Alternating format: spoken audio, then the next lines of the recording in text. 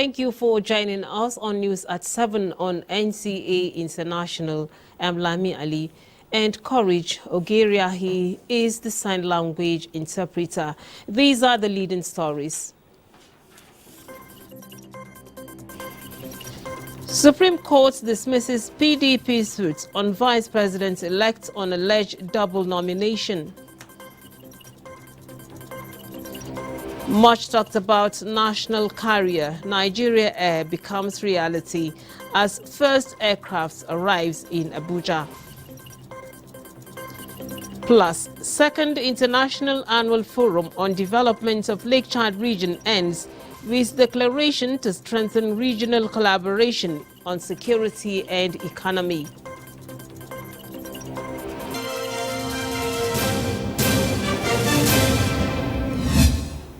Now we begin from Niger, where the second International Annual Forum on the Development of Lake Chad region has ended with a 12-paragraph declaration aimed at strengthening regional collaboration in areas such as security, economy, socio-cultural integration, and harmful climate change effects. Abubakar Akwanga was there. Mahatma Gandhi International Conference Center, Niamey, Niger Republic, will definitely be remembered for serving as a platform for regional consensus by stakeholders in the quest to reinforce a paradigm shift for the future of the Lake Chad region, away from the status quo. That warm handshake goes beyond borders, and a demonstration that the declaration represents the interests of the four adjacent countries within the Lake Chad region. You have brainstormed to come up with innovative, technical and scientific solutions to the development challenges in the Lake Chad basin, among other expected outcomes. I'm sure I will be speaking the minds of everybody here if I affirm that this second edition of the International Annual Forum has largely been a huge success. The painstaking session started and ended well, and the presentation of a 6-paragraph declaration with wide range of issues did not disappoint key players and strategic partners, as questions of regional peace and security, infrastructure, common market and empowerment seek answers.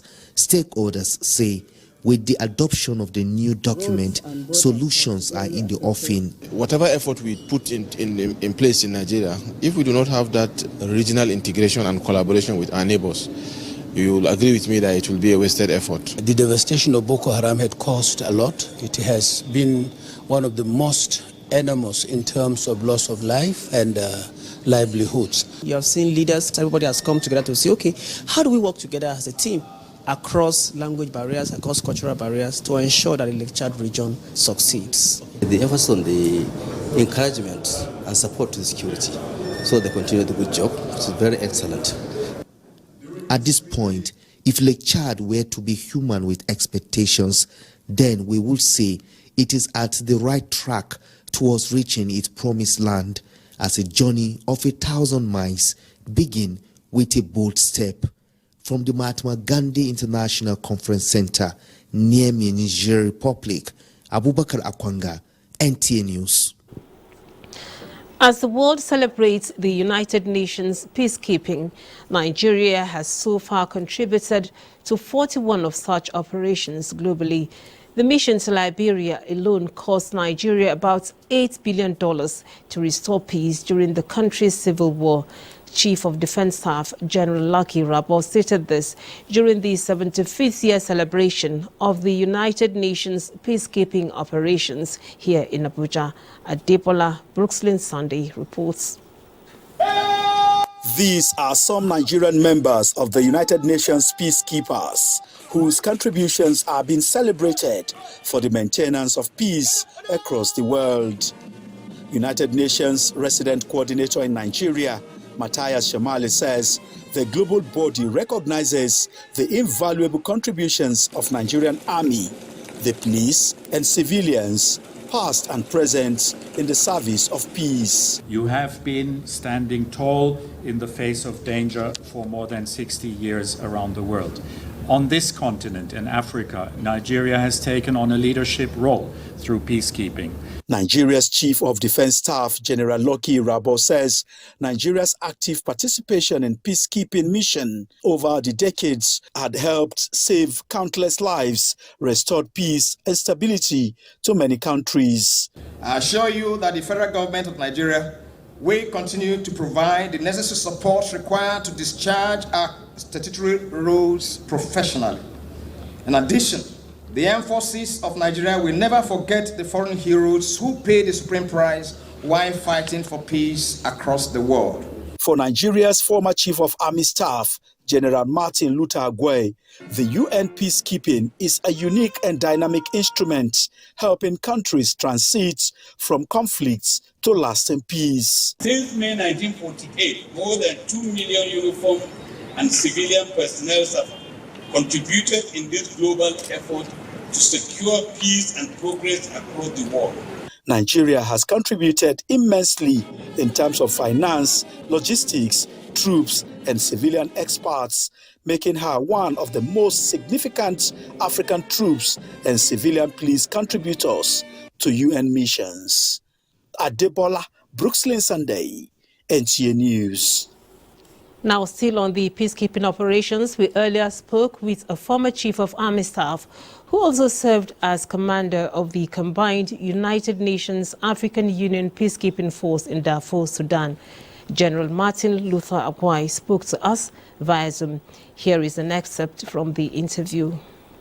Well, thank you very much. The UN theme for this 75th anniversary talked about peace beginning with me. It shows that each and every one of us has a role to play to sustainable peace and development in the world. Each individual, each community, and each nation has a role to play. Without this role being played, we will continue to have the challenges that we have.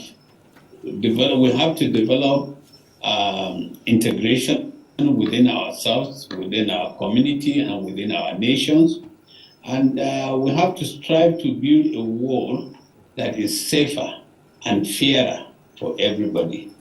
Just as Dr. Martin Luther King Jr. stated, and I quote him, "We have flown the air like birds and swum the sea like fishes, but we have yet to learn the simple act of walking on the earth like brothers, and I will add, sisters." So if we can do that, then I see that peace will begin with us and we will have a peaceful world. During your participation in peacekeeping operations, what were the things you observed that contributed to conflict at Darfur that time, and what is responsible for the current crisis in Sudan? Well, let me start from the bottom up. The current crisis in Sudan are the outcome of the crisis that took the AU and then the United Nations and the combined hybrid operation in Darfur, Sudan.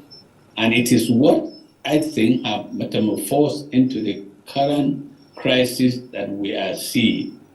Remember, the conflict reached its climax after the long drought in Darfur.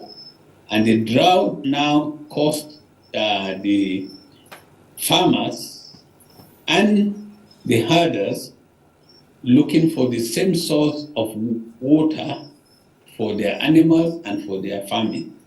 And that was what actually triggered the last stroke that broke the camel's back in Darfur. But remember, before then, there was the agitation by the movement of non-inclusiveness in the running of the affairs of their region. There was excluded, there was no development. I remember when I first went to Darfur in 2005 to see the Nigerian troops when I was Chief of Army Staff, The only tar mark I saw in El Fasher was the runway at the airport. Besides that, there was nowhere in El Fasher that there was even a tar road or any resemblance of any development. So these were some of the challenges that led to the crisis, and the non-inclusiveness and the opening the space for everybody in the system has actually created what we are seeing today, especially when now the stakes are higher, people want to control. Because once you control the politics, then you control who gets what, and then you become the factor of what is happening. In the absence of democracy, that is what you will find. Taking a look at the conflict in Sudan, what do you think should be done to prevent such from occurring in other African countries, considering the devastating consequences to human lives, livelihoods, and as well the economy? Well, yes, what I think we should, as a continent, be looking at is to see how we can promote sustainable development. We can see how we can prevent conflict. And we know the causes, the root causes of conflict. All right, that will be all for now. So the bottom line now remains understanding and accepting each other's diversity. Thank you very much for responding. My colleague Obiageli Ugoke there, speaking with the former commander of the peacekeeping mission from Nigeria in Darfur. Now, the Global Initiative for Food Security and Ecosystem Preservation is commemorating the 2023 Africa Day with the presentation of a report on renewable energy in Nigeria, Ghana, Niger, and Togo, which is an analysis of policies and role of local civil society organizations in boosting renewable energy uptake.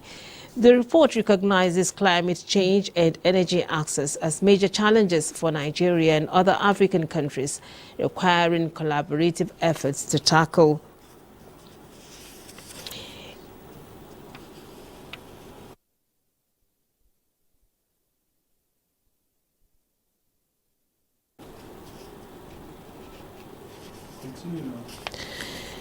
The Onenge Fine Face reports that the report also recommends inclusion of women and youth in governance, as well as placing climate change as the heart of all decision-making and investment processes.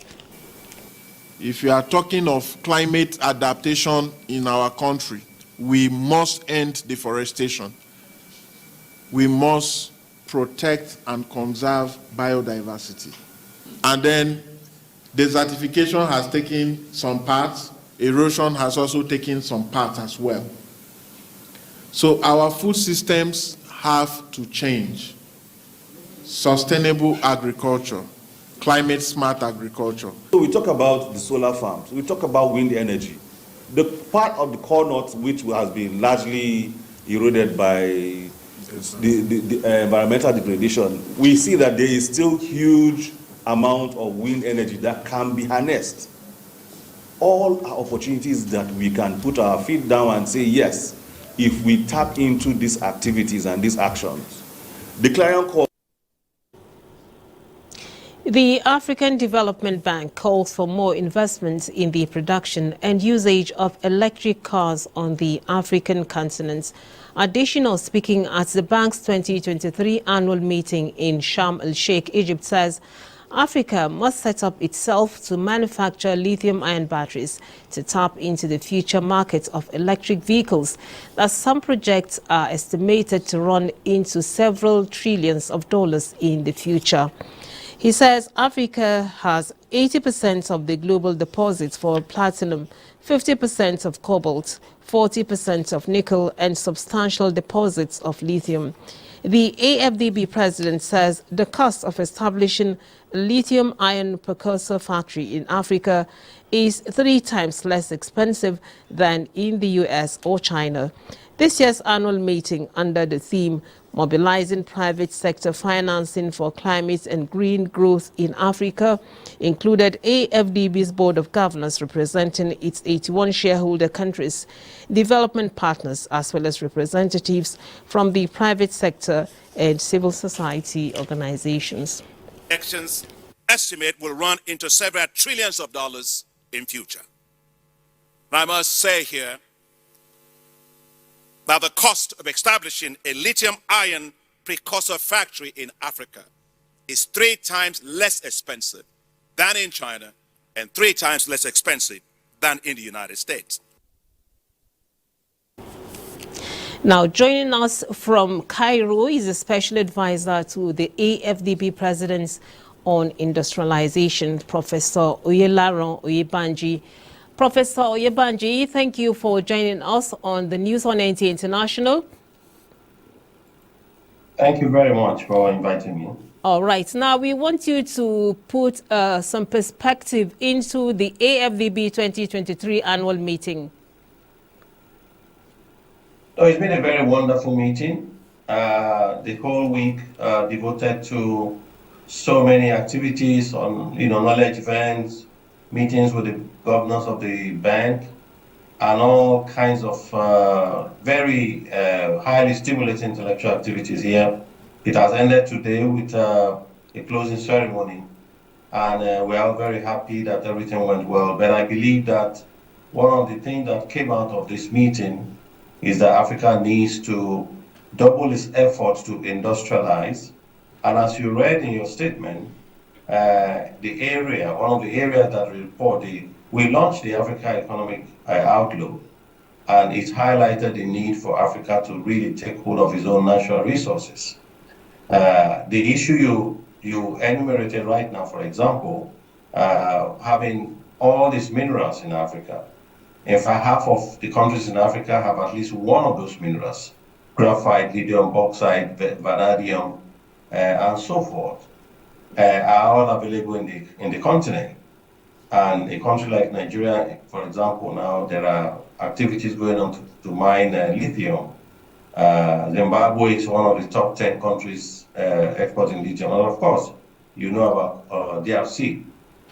But what we also know is that Africa plays at the very lower end of the global value chain. The report that was released showed everyone that if we remain at the mining level, just mining raw materials and exporting to other countries, by 2025, that particular component of the global value chain will be about $11 billion. All right, let's narrow down on the lithium issue in Africa. How can the AFDB assist countries in the continent tap the real potential of this gold mine?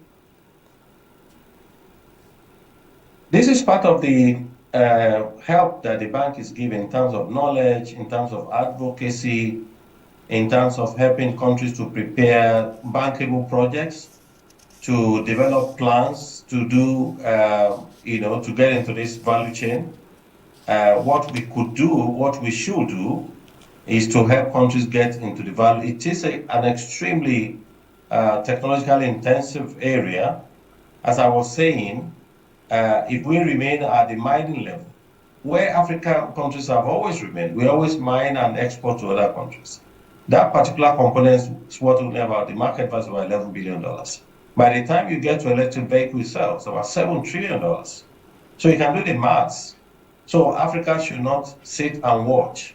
And the bank is ready to assist in all kinds of ways with all these regional member countries to prepare plans, to prepare incentive, to do all kinds of things that you need to get into this particular global value chain. We thank you very much. Knowledge.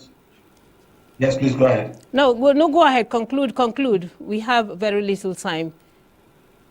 Yeah, so that's what I'm saying, that, what the countries need to do is to begin to, and those countries that have the minerals, and we have to collaborate. It's very difficult to play in a market where we are fragmented, we are not united. I think one of the calls of Dr. Adesina is that we need to coordinate among ourselves. We need to prepare for this market that is coming, We've been left behind for a long time in the oil industry, in all the other natural resource industries. We shouldn't make the same mistake in this particular emerging market. Thank you very much, Professor Oyebanji. We do appreciate your contributions. Thank you very much. Thank you. This is the news on NTA International. Time to take a short break. More reports when we return. Do stay tuned. President-elect Bola Ahmed Tinubu says fulfilling the dream and aspirations of the nation's majority is a covenant that will be pursued with all seriousness on coming to power in the next few days. This was while speaking to NTA News after a guided tour of the presidential villa. State House correspondent Adamu Sambu has the details. Good afternoon, sir. Very good afternoon. President-elect. It was a warm welcome for the President-elect Asiwaju Bola Ahmed Tinubu by President Muhammadu Buhari on arrival in the office of the President on a familiarization visit. The President-elect was thereafter guided on tour of the seat of government by the Nigerian leader. Places visited include the various conference halls in the office of the President, the Executive Council chambers, where cabinet meetings and other major presidential engagements are held, as well as a new banquet hall. And before the tour, both the President and the President-elect joined the Muslim community in the State House for the special Jumu'at prayers as part of the ongoing transition program. The Chief Imam of the State House Masjid, Ustaz Abdul Wahid Suleiman, who presided, prayed Allah to continue to guide and protect the nation's leaders in their efforts to meet public aspirations. President Buhari, he said, is finishing strong and called on the Ummah to genuinely support and pray for the incoming administration to succeed in the greater interests of all. He led special prayers for sustainable peace, unity, stability, and prosperity of the country. And what was the prayers of the President-elect as he prepares to assume the leadership of the country? A question posed to him by NTA News. Help me, God, to carry the burden, to face the challenge, and keep me in good health, to be able to fulfill the dream and the aspiration of millions of our people. And that's a covenant that you have to really pursue. Other than that, why are you in politics? My own is not identity politics. It's not hunger. It's not poverty. But I followed a man who has the honesty, integrity, and the character and the courage to say, Nigeria, we need to change. And change we have to. Change our mindsets. Kill corruption in our society. Let the poor breathe. We have that responsibility. Already, the President-elect has received the government's transition documents and conferred with the highest national honors of the Grand Commander of the Federal Republic, GCFR, and GCON to the Vice President-elect. From the State House, Adamu Sambu, NTA News. Now, President Muhammadu Buhari says his strict adherence to the constitutional requirements of assets declaration before and after taking office is aimed at strengthening best practices, raising moral standards in public service, and helping to build integrity and combat corruption. To this extent, he has directed that all outgoing officials elected and appointed from the Vice President downwards must collect the Assets Declaration form, fill and return it as he has done. Speaking upon collecting his form from Professor Isa Mohammed, the chairman of the Code of Conduct Bureau in Abuja on Friday, President Buhari said no one is excluded from the constitutional duty of Assets Declaration. The federal government of Nigeria has declared Monday, 29th May 2023 Work-Free Day for all workers in the country to commemorate the inauguration of the nation's 16th democratically elected president. The declaration was made by the Honorable Minister of Interior, Ogbeni Rauf Aregbesola, in Abuja on Thursday on behalf of the federal government. The minister felicitates with all Nigerians on the momentous occasion, commending them for their faith in democracy as expressed in the nationwide election that produced the president and his deputy and his vice being inaugurated, and indeed in all elections across the nation. Now, that's the news on NTA International. We thank you for being a part of it. I'm Lami Ali, and Courage Ogeriahi has been our sign language interpreter. Do have a wonderful evening.